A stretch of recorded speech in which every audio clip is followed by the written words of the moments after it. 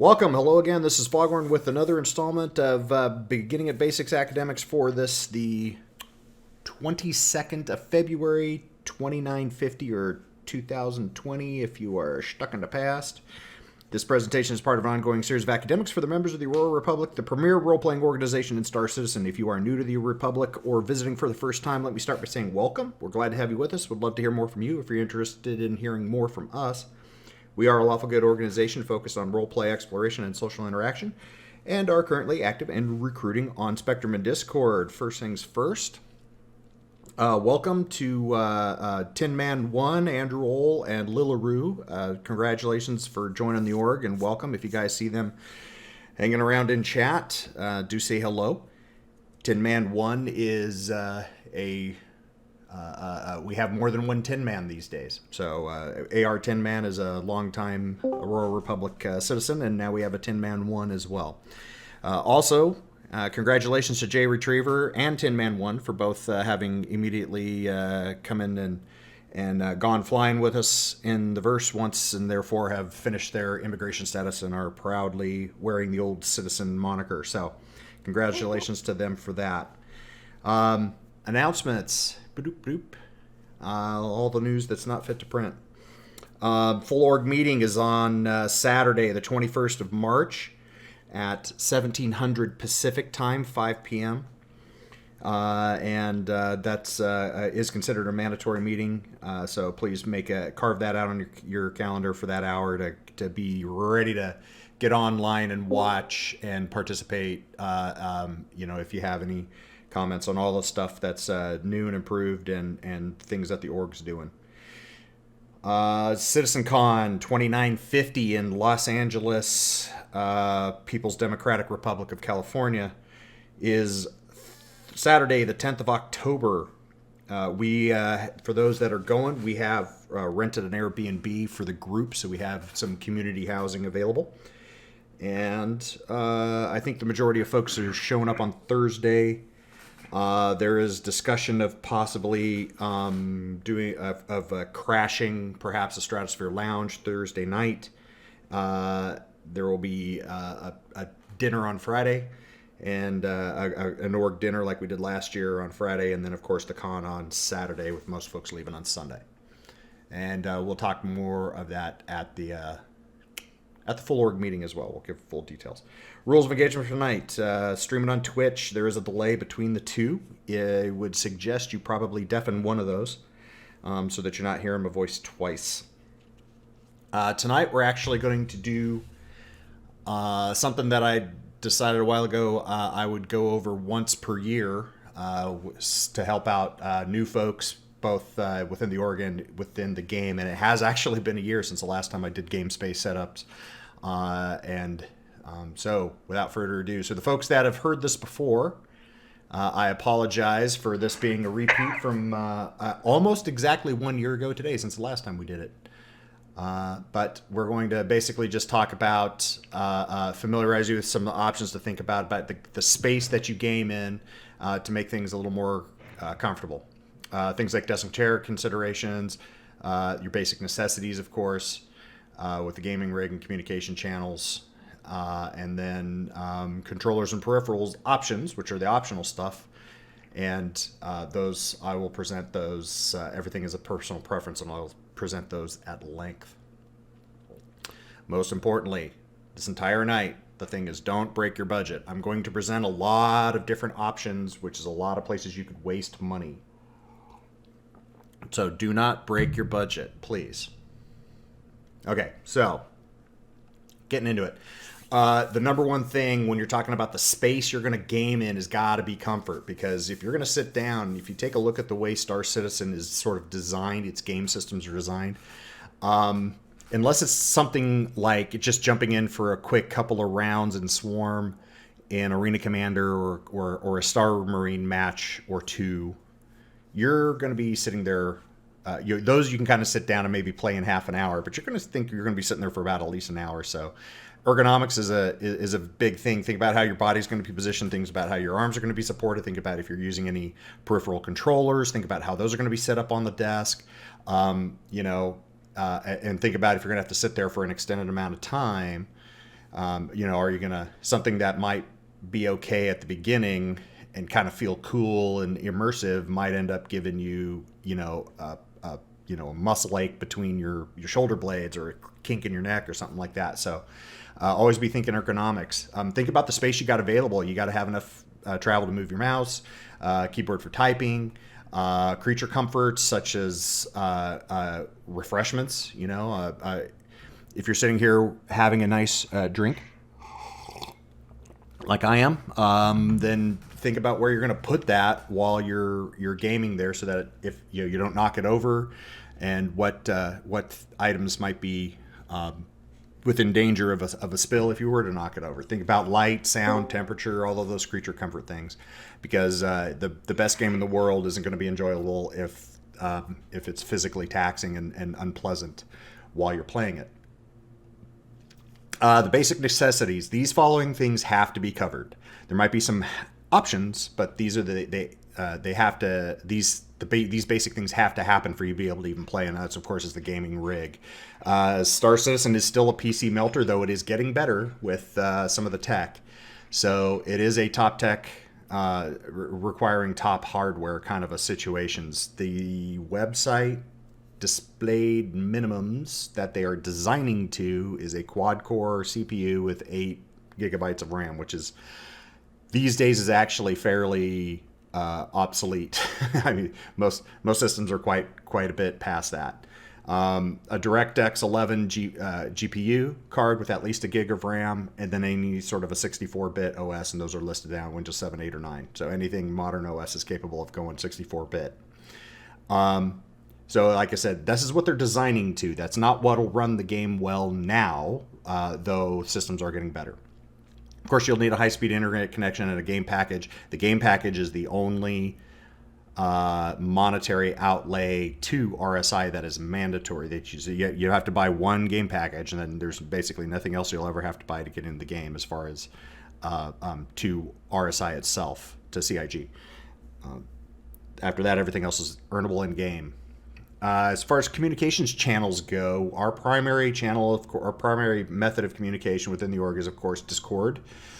So you're obviously going to need some sort of a headset or other way of speaking and hearing. So, of course, nice noise canceling mic, I would say, is pretty much mandatory for the rest of us, and always think comfort. So if you're going to go with something like a headset, make sure it fits well. And isn't too distracting in the way, isn't going to give you hot spots if you're wearing it for an hour or more. There is VoIP capability. I still say future VoIP capability coming to Spectrum. There is VoIP capability in the game already. It's getting better, and but right now is really nothing more than sort of a toy at this point. It doesn't have the capabilities that we would need to be able to do what we want to do. They are talking about building that out more into their Spectrum web platform as well, so that the Spectrum platform and the VoIP and messaging capabilities within the game and outside the game are all connected together, so that they can so you can be communicating into the game even when you are not actively playing the game, which I think is a great idea and is an interesting and unique capability, but is not active yet. That's still off in the future. So don't expect Discord to go away anytime soon, if ever. Controllers and peripherals, everything after here, this is all completely optional, and there's a lot of personal preference, and there's a lot of new stuff out here that showed up. So that's one of the reasons why I do this once a year, is because to kind of keep a finger on the pulse of the development of cool controllers and peripherals.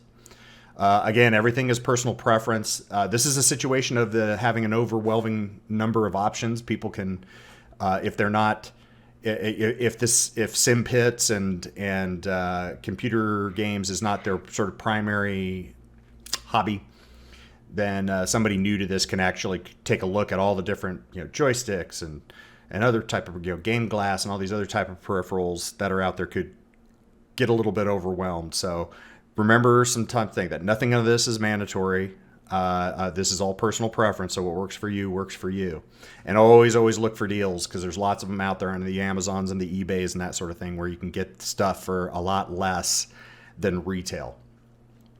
You'll see a lot of things talking about hands on this, hands on that, which is great. I mean, it refers to a concept called HOTAS, which is hands on throttle and stick, which is a military concept that they started building into fighter planes all the way back. Its initial inception was in World War II. They didn't call it that then, but that's, just putting triggers on the stick so that you could fire the weapons while still flying. It was basically the early days of HOTAS. Same thing with the radio button.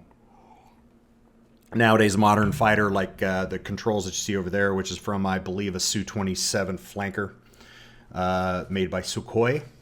Now they've got so many buttons and switches you can run all the secondary systems like sensors and weapons and radios and alternate targeting systems and all kinds of other things, all without ever having to take your hands off the stick and throttle so you can keep flying.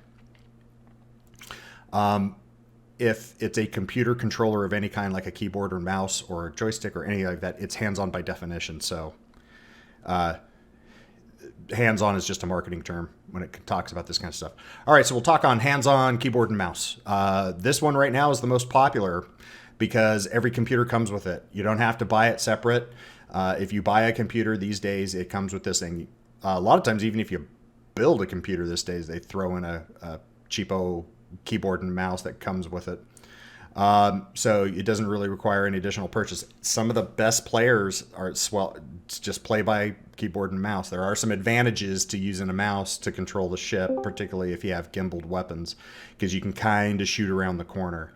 Yeah, things have changed a little bit since they went down the path of sin and gone into auto gimbals, which I flip and hate, but that's where they are at right now. Has kind of changed this a little bit, allows everybody, regardless of your control setup, to actually be able to take advantage of gimbals. Some mouse suggestions. My biggest one, again, like I said, this is all personal preference.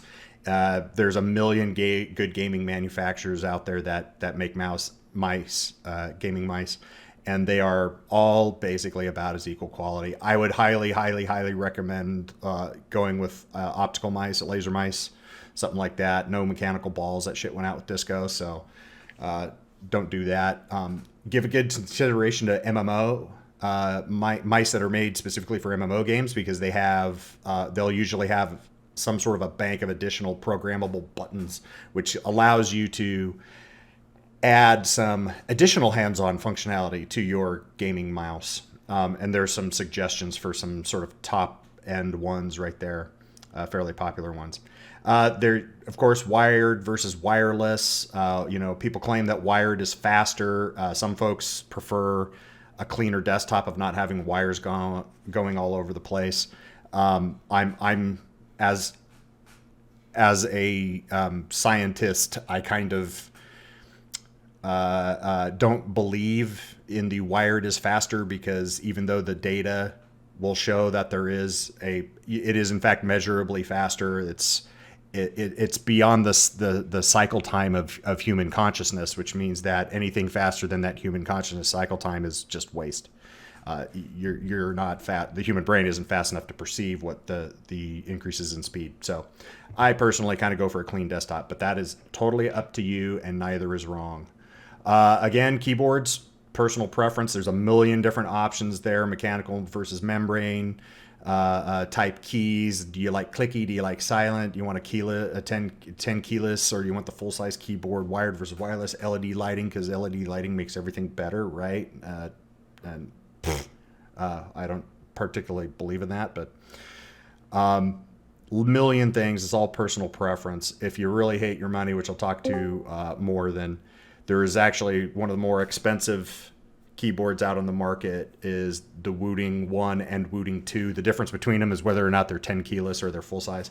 And they're the only analog keyboard in existence, and the keycaps are the sensor underneath the keys is actually laser as well.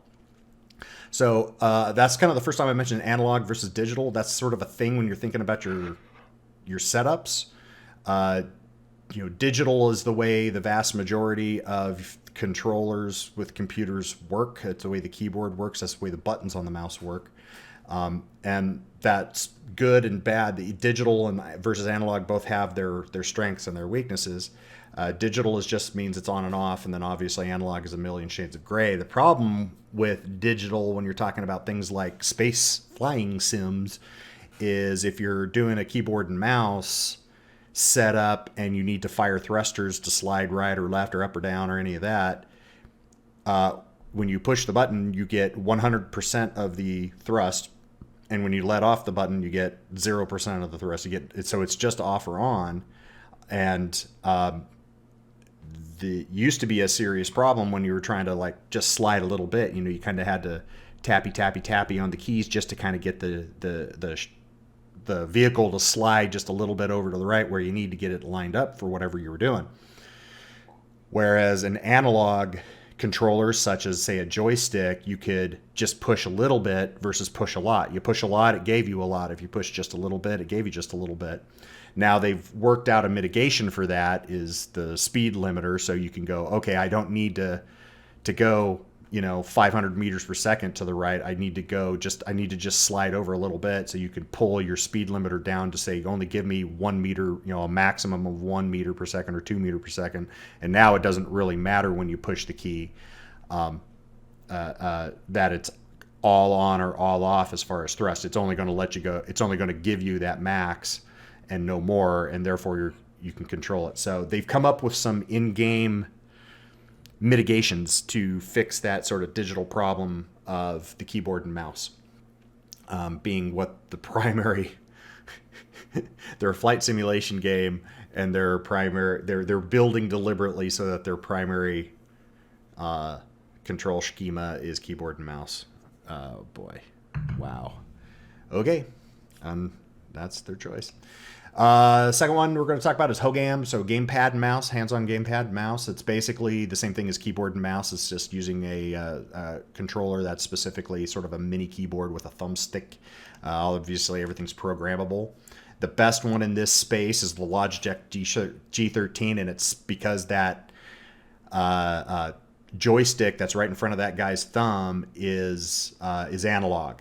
Every other offering out there on the market for gamepads are all digital thumbstick, which makes these things entirely pointless. The whole reason for going to this is to have that analog thumbstick so you can maneuver around. Assuming your only other option is keyboard and mouse, you can basically replace the keyboard part of the time with this and program up those keys. That's a G13 that's pictured there. The others, the Belkin has an N52, the Razor Orb Weaver, and the Razor Tartarus are all other ones in there.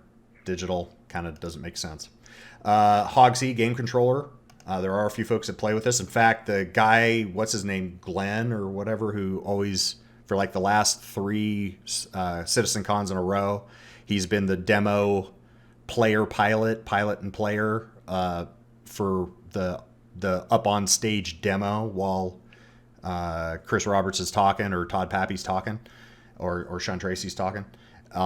He's all 3 times that I've seen him up there, he's played with a game controller. The good thing is that those dual thumbsticks, first of all, it's dual thumbsticks, and they're analog. The second nice thing is it's kind of a very natural position. Kind of puts you in that relax, sit back on the couch, playing a console type game, which is why all the different console systems out there basically use some variation of this sort of a setup, is because it's a very relaxed body position, it's very comfortable, and that sort of thing. The con is that you got a very limited number of buttons with the insane amount of controls that Star Citizen has in it. This thing does not have enough buttons on it, and there's just no way to build them with enough buttons like that. So this does not get you away from your keyboard. You're still going to have your keyboard handy because you're going to be constantly reaching away from this to get to that. If this is the way you want to go, hey, I would suggest going and getting like an Xbox controller for PC, and Logitech makes a bunch of them as well. And there you go. That are Logitech makes a bunch of these that are also capable of being used on PC.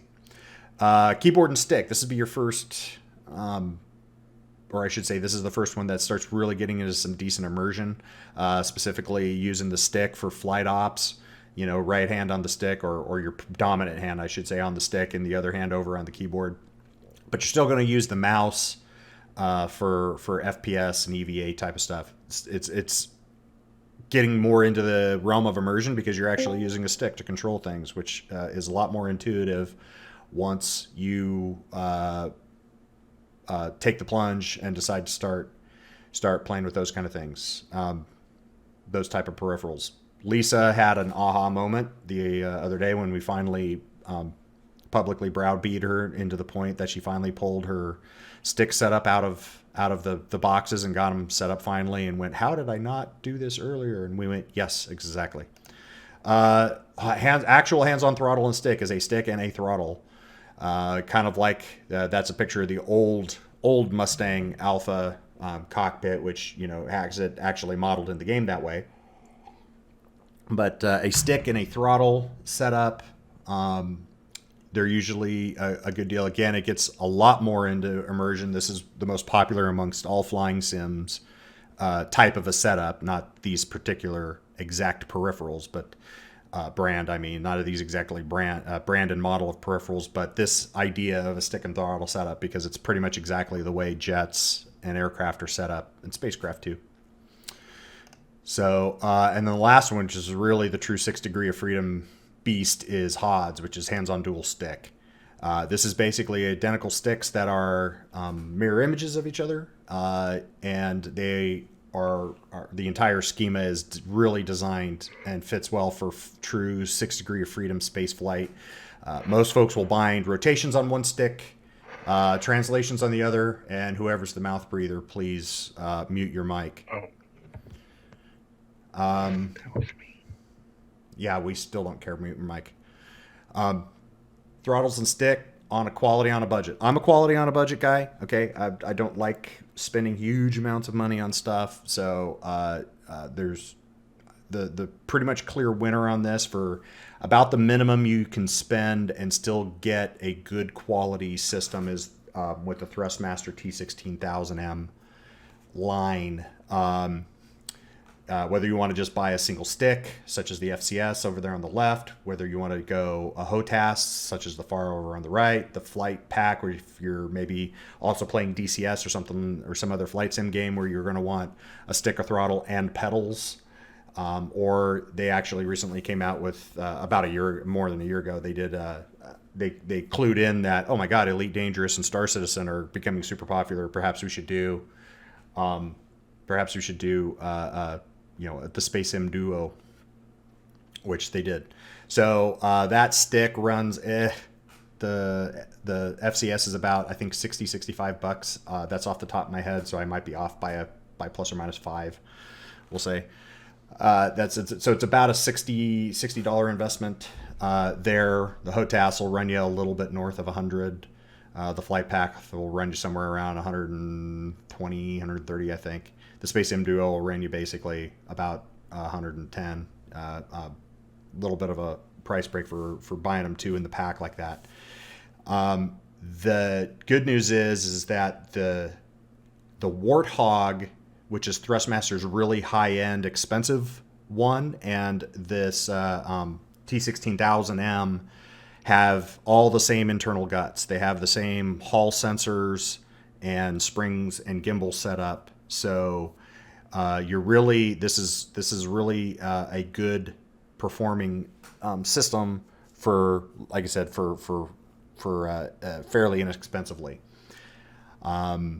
However, we're going to show you all the hate your money. If you really hate your money and you have to get rid of it, first just call me and I will give you plenty of places to spend your money, because I got one more kid in high school that I still got to figure out how to put through college. But oops, there we go. Just as I was telling you a second ago, this is the Thrustmaster Warthog system. This thing runs just the stick, is usually running around I'm going to say 275. With the throttle by itself is about 150. Between the two, you're going to be spending $450 for those kind of things. It's metal, it's heavy, It's the stick is the one that is in the F16 and in the A10. As far as the grip on how it's arranged, the throttles is the A10's throttle quadrant, but it does not have a twist axis, which is one of the reasons why I looked at this and said no. That and the price, I said no, because I kind of like having at least 3 axes on every stick, so left, right, forward, back, and a twist. But there's a lot of people flying out there, and these things are actually nice. I've actually seen these things in person, and they are very well crafted and are pretty darn cool. So if that's where you want to lose your money, then who am I to tell you wrong? VKB is a little bit of a newer competitor into this space. I can't remember where VKB is. Somebody told me last time I did this a year ago, and I forgot where VKB is located at. Somewhere in Eastern Europe. Verpal, I believe, is in the Ukraine. But anyway, so they have 2 different sets of sticks that would probably be useful for this. They have their MCG, which is basically sort of based on fighter jets, or that Russian style of fighter jet grip. But they have clued into the space sim market that has grown, and so their MCG, which is pictured on the left there, actually you can buy it from the factory in either a right hand or a left hand version. Just take that picture right there and just make it a mirror image, and that's what their left hand version looks like. They've also come out with one that was specifically for space sims, and that's called their Cosmosima SCG for space. I forgot what the C and the G is. Space Combat Grip, I think it was. Military Combat Grip and Space Combat Grip is what I think those MCG and SCG stand for. And that is pictured on the right there. Also, again, is available in a right-hand version and a left-hand version, mirror image of what you see there. And it's a little bit more of a generic grip shape to cater to the space sim market, instead of where the MCG is really trying to look more like modern Russian fighter jet fighter plane grips for things like maybe I don't know if DCS is doing any Russian planes, but anyway, the third one, third major expensive player in this market is Verpal, and Verpal decided to give Thrustmaster a run for their money. I don't know, started up 5-6 years ago, and they have been bringing the heat. And both in design quality and build quality. I haven't heard anybody who's dropped the dimes to be able to buy one of these ever regret their purchase. They are expensive. Okay. On the far left there, you got the Mongoose T50 CM2 sticks, which are made in both a left hand and a right hand version. Again, it looks like it's going for that Russian fighter style. The next one, obviously the throttle quadrant next one is the T50 CM2 throttle, which is it's not perfectly specific to any specific Russian aircraft, but it is generally in sort of that Sukhoi and Bogoyan-Gurevich design style, and Tupolev as well. And then when was the Deltas come out? 2 years ago, I think they came charging into the Elite Dangerous and Star Citizen Space Sim market with the Constellation Delta, which was an interesting design because it was designed ambidextrous, so you didn't have to buy a left or buy a right. You could just buy 2 of the same one, and it didn't matter which side you put it on, because the buttons and the switches and the grip and all of that kind of stuff was designed so that it was ambidextrous. You'd grab it with either hand, and it was sameo, which I think is rather brilliant. I believe Exnor in the org has a set of Deltas. If you'd like to ask him, if you're looking at him and thinking about it, you could probably ask. I think he's the guy you want to ask to see how he thinks of him. I believe he really likes them. The newest ones, and these things haven't even hit the street yet, but they did a pre-order back in November, and there were a few folks in the org that jumped on this like a fat kid on a Twinkie. And that's the Constellation Alphas. So again, sort of a nice hybrid between the Delta and the T50 CM2 stick. So a nice blend of kind of the best of both worlds. It comes in a left and right. which they're priced exactly the same, but it's just, you got to buy two if you're going to do a dual stick setup. So they're obviously playing into that. And it looks to me like it's got exactly all the buttons and switches that you could ever want for playing this, which is kind of why it blew my skirt up, and I know it blew a few other folks' skirt up when that came in. There's a few add-on peripherals. These are completely optional things that might add a little bit to those previous setups, whether it's HODS or HOTAS or keyboard and mouse.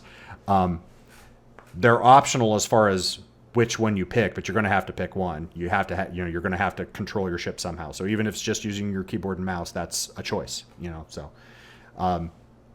these are not necessary in any way, shape, or form. You could say no to every single one of these, and it probably won't really change your game. You probably won't ever miss it. But if you do have a little bit of, some of these don't cost anything. Some of them cost a little bit of money. But here's some add-on peripherals that you can have that can really tweak the enjoyment and immersion of the game. You can always add pedals. They are of limited utility, in my personal opinion, for a space sim game, but they are available. It does add another layer, and if you just also play normal flight sims, non-space sim flight sims, like DCS, then you may actually want these, because they add, and all of those same manufacturers offer some version of pedals. Quality on the budget, Thrustmasters, T-Flight rudder pedals are those ones that are in the middle, on the left side, middle top to bottom and left side of that group, which looks like a couple of stirrups which you can put your feet up onto. The Logitech G Pro flight rudder pedals are kind of at the very top of that group of pictures. At the hate your money level, those the four that are on the bottom and the sort of middle right, the ones that looks like they have stirrups and like they're made out of aluminum on the right there, that's the MFG Crosswind rudder pedals. The ones at the very bottom that say RX on the pedal, those are the Slaw rudder pedals, and then the ones to the left of those is Thrustmasters Pendulum rudder pedals. Those all typically run around $500-ish, kind of insane, but they are excellent build quality. So if that's what you're looking for, you can find those online simply by doing a Google search, and they'll show you where. Some other things, there's several different ways of doing virtual button boxes, which is to not have to use your keyboard specifically for some of these functions and be able to put them on some sort of other display. Rawcat Power Grid was doing this for a while, but they discontinued it. Their software is still available. You can still get it on their website for free, but they're not supporting it anymore.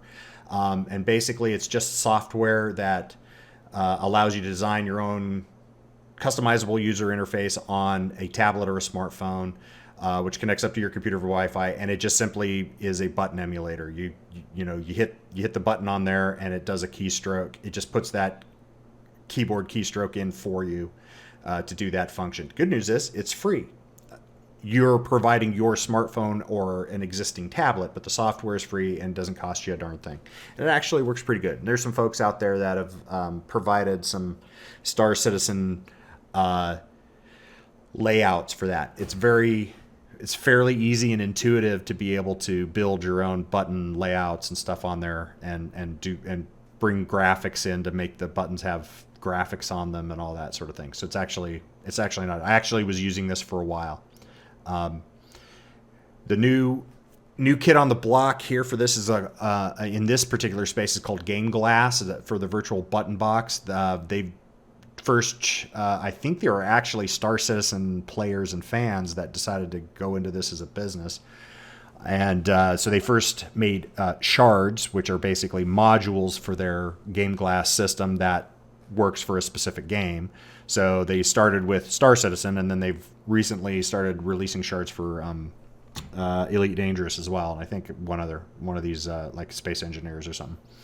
Again, works just like Rawcat does as far as it's you use a tablet or a smartphone. It emulates the keystrokes and visuals and sound, and it has some feedback, both audio and some tactile feedback there. But it's a subscription service, and you don't get to choose the interface. They have designed the interface. It's the one interface. You might be able to choose color, but that's it. The interface is the interface, so you don't get to customize that at all. It is a subscription service. It's basically, worst case scenario is $3.59 per month. But they have some, if you pay for like the whole year up front, then they give you like $1 off of it or something like that. So there are options available. Elgato Stream Deck. This is actually a physical button box that was specifically started for all of the streamers that are out there, but it's completely software customizable. The software is free, but you got to buy the widget. It's USB. These things are incredibly flexible as far as building buttons and the graphics on them and what they do, and they could run macros and all that sort of thing. But they're not exactly cheap. The little 6-button mini is about $100 retail. The middle one there, with the 15-button standard one, is about $130 retail, and the big Johnny that they just released out there, the 32-button XL, is about $250 out there retail. I actually have the middle one, the 15-button Stream Deck, neither Mini nor XL, just the middle of the road one, and I've used that, and that's where I built for controls for streaming and stuff like that. You could easily build that into a button box for Star Citizen. Their software where you can customize and build your own buttons and functions and all that stuff is very, very intuitive, easy to use. I just haven't, because I've got all the keyboard commands basically memorized, so it's sort of pointless for me. Voice Attack and HCS voice packs. These are actually pretty damn cool, and you can go online and find YouTube videos of Noobifier and others using these things. It's basically voice command software that turns your voice and your voice commands into keystrokes and macros. The cool thing is that the spacecraft talks back to you. If you just get Voice Attack only, which is about $10 online, it uses the Windows default voices natively. But this other company, HCS Voice Packs Limited in Britain, has started. Not started, they've been doing this for a while. They've been building voice packs that replace those Windows default voices in Voice Attack to famous actors and voice actors from the sci-fi and voiceover communities with their voices, with huge amounts of lines and vocal threads throughout, which is pretty cool. So they've got, as of today, their list of available HCS voice packs for Voice Attack is pretty extensive, and you're going to see some names in there that you'll recognize. So there and wide are all professional actors or voice actors of different flavors. You're going to see from the Star Trek universe. You're going to see Marina Sirtis. You're going to see John Delancey. You're going to see Brent Spiner. You're going to see William the Flippin' Shatner. You're going to see Michael Dorn if you like Worf. If you're Babylon 5, you're going to see Mira Furlan. If you're a fan of... who else do we know in there? I'm trying to... Who's the... There's a Doctor Who. Is that Paul Darrow, I think? Was the fourth Doctor? Or is it Tom Baker? I think Tom Baker was the fourth Doctor. Anyway, so yeah, there's a lot of talent. And oh, by the way, there's two YouTubers, Star Citizen YouTubers, that were some of the first to kind of start playing around with voice packs, and then did a bunch of series of videos promoting HCS voice packs. So HCS voice packs turned around and asked them if they would. So Noobifier did the voice Fawn 1, and DJ Knight did the voice of Apollo. And then they also got two voice packs that are not necessarily, ship's computer voice talking back to you. It's, you can have, you can pretend you have a pet cat, and you'll just get ambient background of the cat purring or the cat meowing or running around, and also a parrot if you want to do that, a ship's parrot. Okay, headsets. Any gaming headset will do. Comfort, sound quality, and a noise-canceling mic, for the love of God, please, for the rest of us. It's all personal preference. And oh, by the way, anybody who makes a decent mouse makes a decent headset. On a budget, you can find stuff at Best Buy and that kind of stuff for about $20. That'll work and work fine for a while. They tend to wear out pretty quick. Higher end, all those folks, Logitech, Rockhat, Steel Series, Corsair, everybody makes a headset. And it's really kind of, you don't have to go much above that $20 mark to get a pretty darn decent headset. But if you want, you can just throw money at the problem, and you can get up into $100, $120, $150 headsets if that's really your jam. Head tracking is sort of the last one. We do have face over IP, which natively head tracks. It's gotten better. It's actually not too bad now. It's initially was not that great, but you need a webcam for that. So if you don't have a webcam, then but you still want head tracking, then this might be an option for you. In that upper right one, you'll see a little trapeze thing that looks like it clips onto your headset, and then down you'll see something that kind of looks like a webcam that basically clips onto the top of your monitor. That webcam-y looking thing is bathes you in IR light, so non-visible infrared light, and then that's the sensor that's looking for the 30 little kind of orange dots on that trapeze. Once it does a quick calibration on that, now it knows where your head's pointing, and now as long as you don't move out of the field of view of that, and the field of view is pretty broad, you can turn your head, and the view in the view of your monitor turns controlled by your skull. Now, the monitor doesn't move physically around on the desk, obviously. So as you turn your head, you're still going to have to move your eyes counter to your head to keep looking at where your monitor's at. But the view in the monitor will turn to where the point of view of the camera would have turned if it had turned the same way as your head had moved. There's a few folks in there. I know Jeff's got this. I think Exnor's got this. I think Proteus is using it. There's a lot of folks who in the org who've using it, and most of them, I haven't heard anybody complain about it. There's Track IR is kind of I think they're sort of the originator. Don't quote me on that, but they also seem to be sort of the go-to place. And then there's also a company called TrackHat. So instead of having to wear that trapeze on the side of your, which just clips onto the side of your headset, if you like to wear, ball caps, they actually have the reflectors built, the 3 reflectors built into the hat, like it says down in the bottom right there with TrackHat. But it works exactly the same way. So, okay, there is, does Tobii eye tracking work on Star Citizen? I believe it does. I'm not that familiar with it, but yeah. Star Citizen has, or most of the different eye tracking options, or I don't know about eye tracking. Well, yeah. I think I've seen an article where somebody was experimenting with Tobii eye tracking and seeing if it works on Star Citizen. I think it does. So.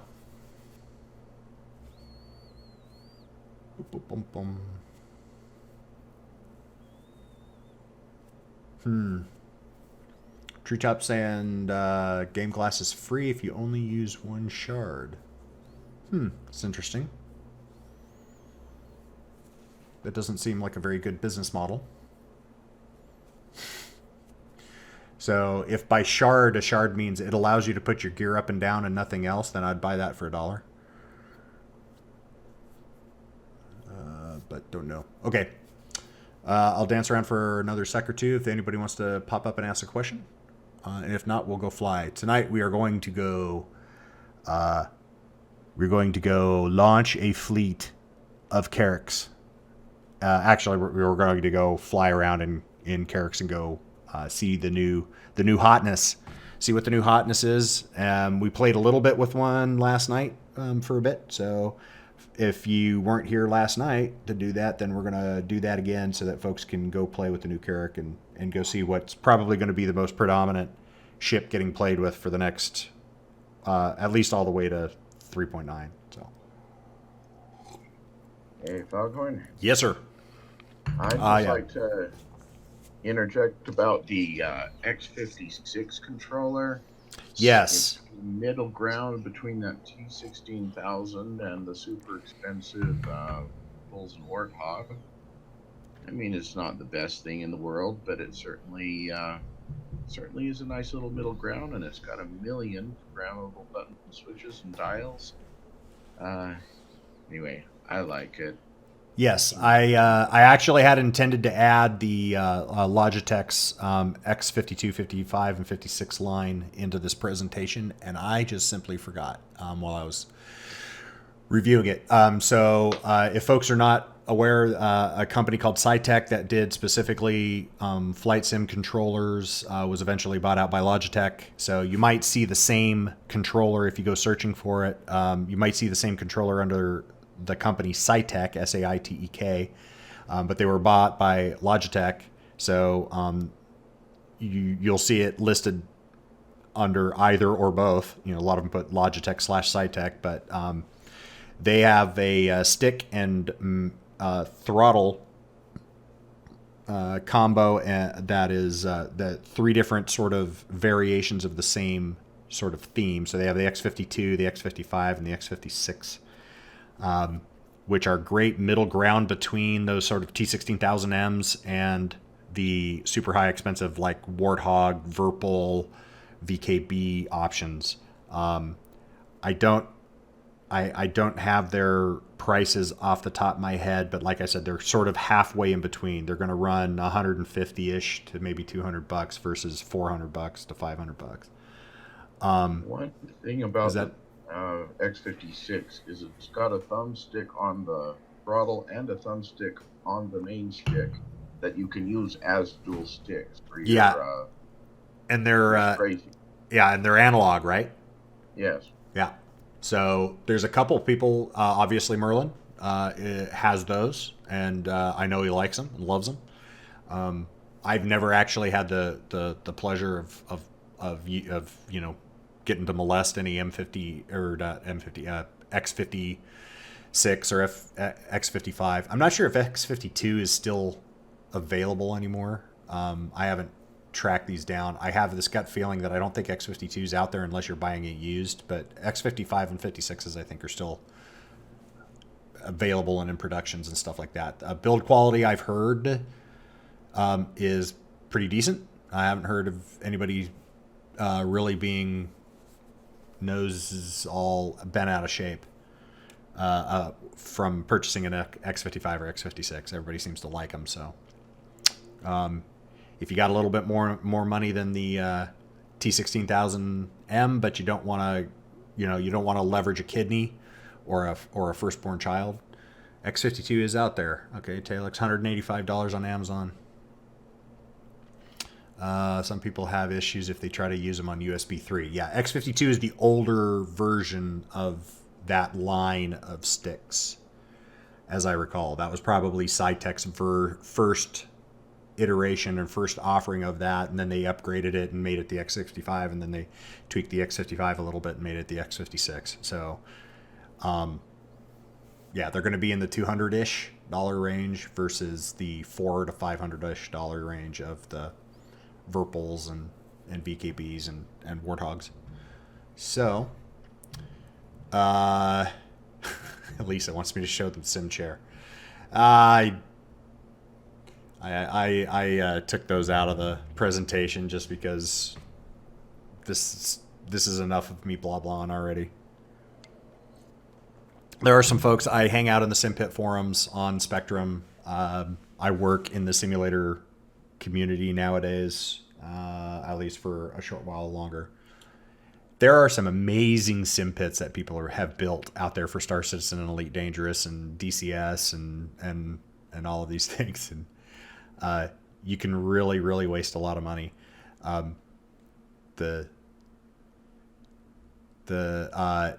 If you're looking around and you want to see some really crazy peripherals, there is the Warthog project on YouTube. There's there's an Aussie that built basically an A10 cockpit as his sim pit to play DCS A10. And it's a very, very, very, very excellent rendition of the A10 cockpit. So freaking flipping good job on him. That's not the worst one though. Bob, I'm sorry, I'm drawing a blank on his last name. Crud. he had a home theater. He basically turned his home theater into a big sim pit.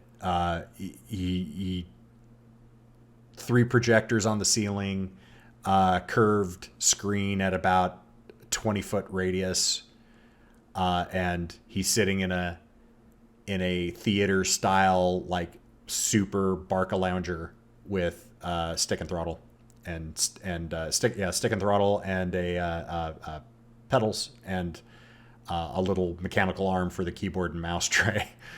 And he's playing Star Citizen. It's the closest thing to like a Star Trek like holodeck I've ever seen. Oh God, I can't remember. Oh, it's not Bob, it's Brad. Brad Hawthorne.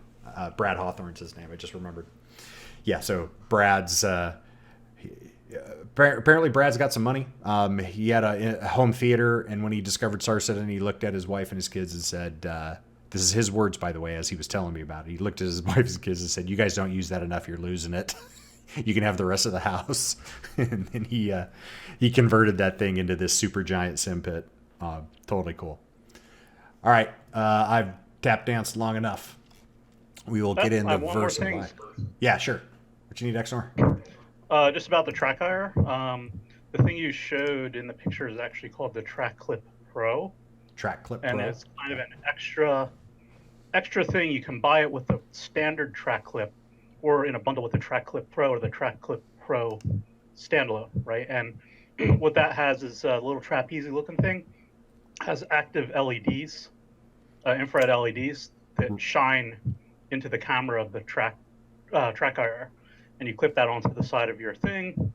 But the standard one without the Track Clip Pro, which is a little cheaper, comes with something called just the track clip, which is a thing that clips to the brim of your ball cap, and then the track hire itself shines the LEDs on you and goes off the reflector. So yeah, that's right. And the trapeze one is powered, so it actually gets better resolution, right? Yeah, you have to. Well, some people think it's more reactive.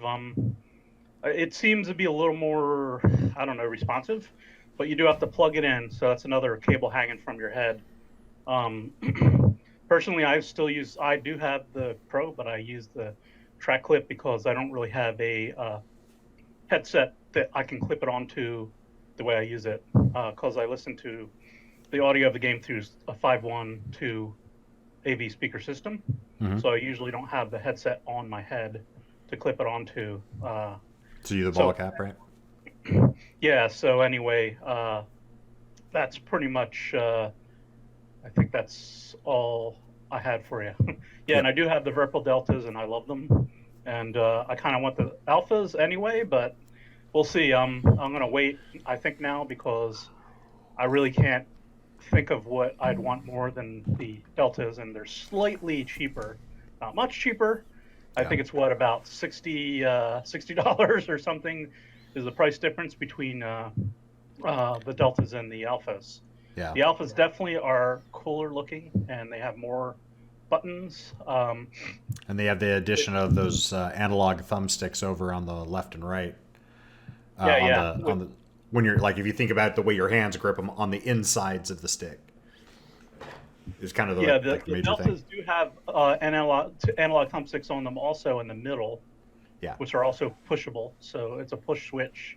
I use those actually to control my acceleration limiter and speed limiter, and the push functions I use for different things, unrelated. But there's more buttons on these Deltas than I know what to do with. So the Alphas you'd probably have even more, and the one advantage, I guess, quote unquote, if it's an advantage of the Deltas is A, well, they're cheaper, and B, they are ambidextrous. With the Alphas, you do have to have the left and right version of it.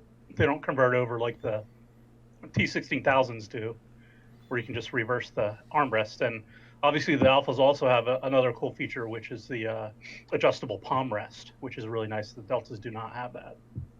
Cool. But I'm very happy with the Deltas so far, and I'm kind of wait and see on the Alphas. I'm going to wait till people get them, and maybe hope the price will come down a little bit, and then maybe I'll get them. Maybe go get the grips. The nice thing about the Verpals is you don't have to buy the bases again. It works with the same Warbird base, and or what is it, the CM2 base, the other one? CM2 bases, yeah.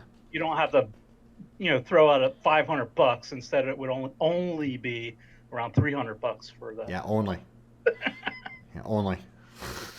Just so everybody knows, on my desk right now, in front of my screen, is a pair of Thrustmaster T16000Ms, a keyboard, a mouse, and a Stream Deck 15-key, the 15-key Stream Deck. That's my control setup right now. So. But what? Oh, come on, admit it. I admit nothing.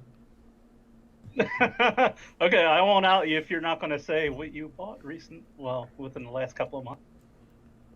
I mentioned that there were people in the org who jumped on those alphas like a, fat kid on a Twinkie. Say no more. Say no more. Say no more. Say no more. There are people in the org who have been trying to get on that hype train and can't. Yes, me included. I tried to buy alphas. I thought they would come up for order during the restock, but they did not. The deltas became available, so I just bought those instead, and thus far I've been happy with them. But we'll see. Like I said, we'll see. You'll be able to turn around. Yeah, you'll be able to turn around, and if you can get alphas, you'll be able to turn around and sell those deltas. Yeah, that's what I'm thinking. I'm thinking people eBay. would buy it, especially if I discount them a little bit. Yeah. People say, I can buy them, and I'll get them like in 3 days instead of a month. Oh my God. Yeah, for as expensive as Virpil's stuff is, they have built enough of a following with good quality, not at a cheap price, but good quality at an expensive price, that when they get a restock in and get, hey, we've got the CM2 throttle, it sells out in a day, that kind of stuff. So they're constantly, if you are interested in wasting a whole bunch of money and going on to the Virpil stuff, just get used to the fact that you're going to have to end up keeping their website bookmarked in your browser and having to kind of go check every single day to see, they published that the restock schedule was going to be like the 24th of February, and it actually dropped on like Thursday, like the 20th. It came in early, I guess. And they didn't announce, it's not like they sent out emails or any of that kind of stuff. It was like, I threw up a notice to everybody and think, hey, by the way, if you're watching for this, because I just saw it, boink. I was at work and I was bored, because I was waiting on somebody to fix one of the sims and that I needed. So I surfed around the internet for a minute while I was waiting for that guy. I went, ding, ding, yeah, what's happening on Virpil? And saw it and went, oh my God, and ran out to my phone outside of the vault and shot out a quick notification to everybody. Hey, if you're one of those clowns that was looking for Virpil's throttles and shit, they just got their restock in and they didn't announce it.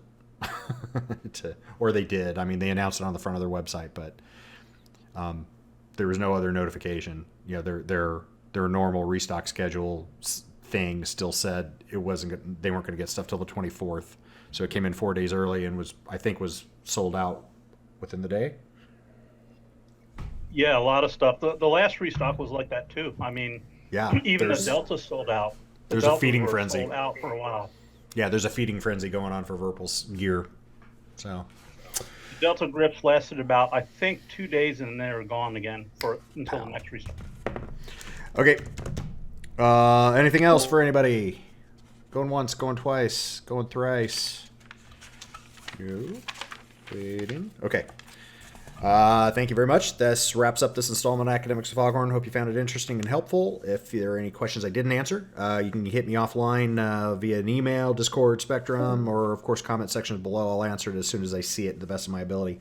If you're part of the Aurora Republic membership, please, we appreciate you following and subscribing to all of those channels and things like that. Hit that immediately if you haven't already. Enable notifications so you can remain up to date on what we're doing.